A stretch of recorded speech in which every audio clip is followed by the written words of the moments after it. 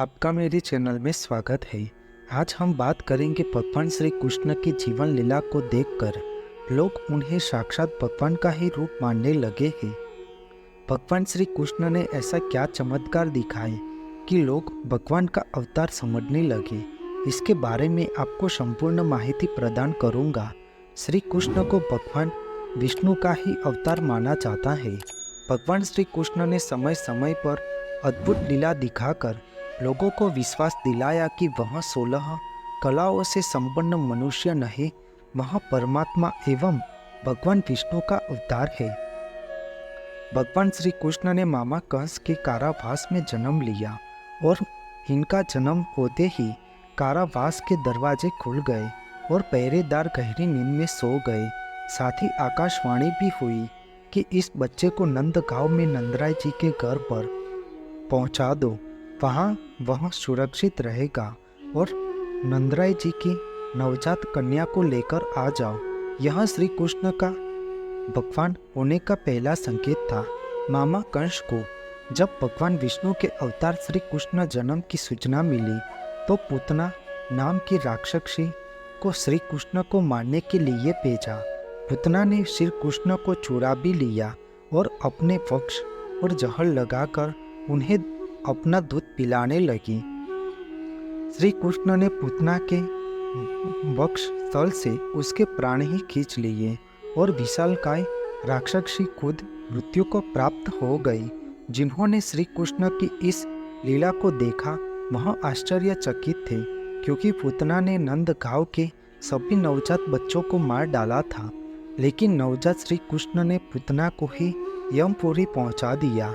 उसी समय से लोग भगवान श्री कृष्ण को चमत्कारी अवतार मानने लगे। मामा कंस ने कालिया नाग को यमुना में भेज दिया। इसके जहर से यमुना का जल काला पड़ गया। इस जल को पीने से पशु पक्षी और लोग मरने लगे।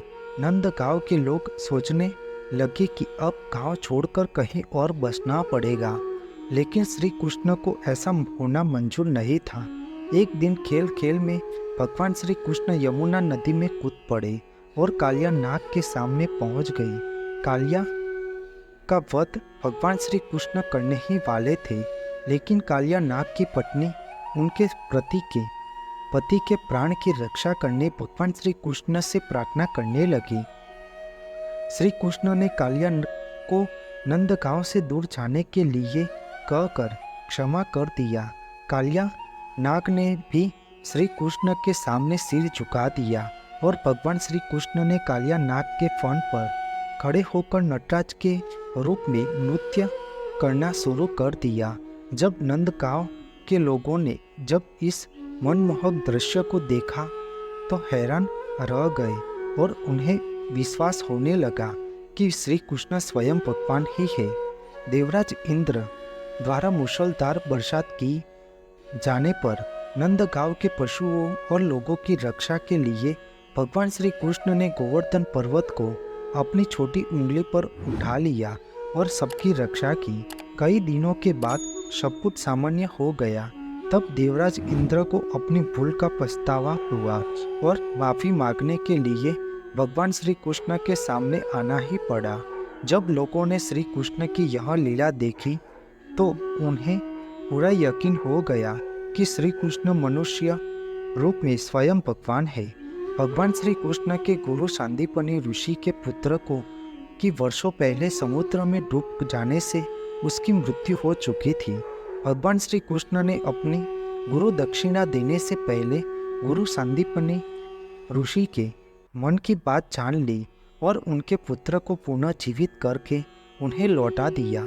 जब गुरु ने अपने पुत्र को जीवित देखा तो उन्हें यकीन हो गया कि श्री कृष्ण मनुष्य देह धारण किए हुए वास्तव में स्वयं भगवान है, क्योंकि मरे हुए व्यक्ति को जीवित करना किसी मनुष्य के बस की बात नहीं है।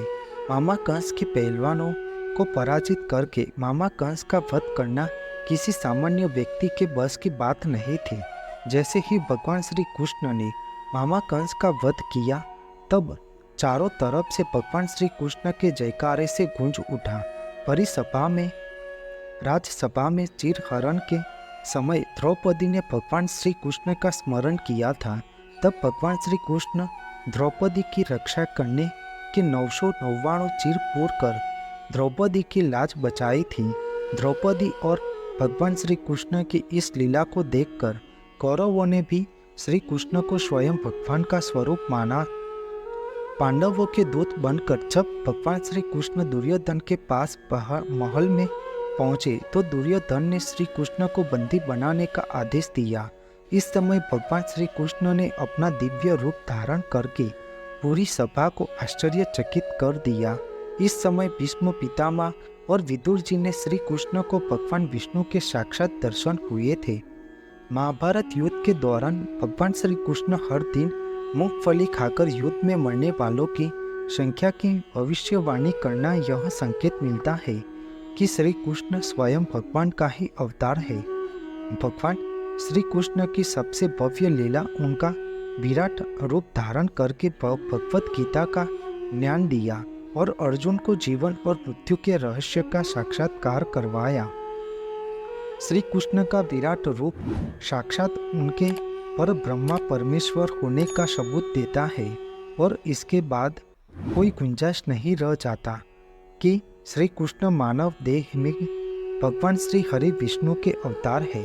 आपको मेरी यह माहिती अच्छी लगी हो तो मेरी चैनल को लाइक, शेयर, कमेंट, सब्सक्राइब करें और बेल आइकन को दबाना ना भूलें। जय स्वामीनारायण।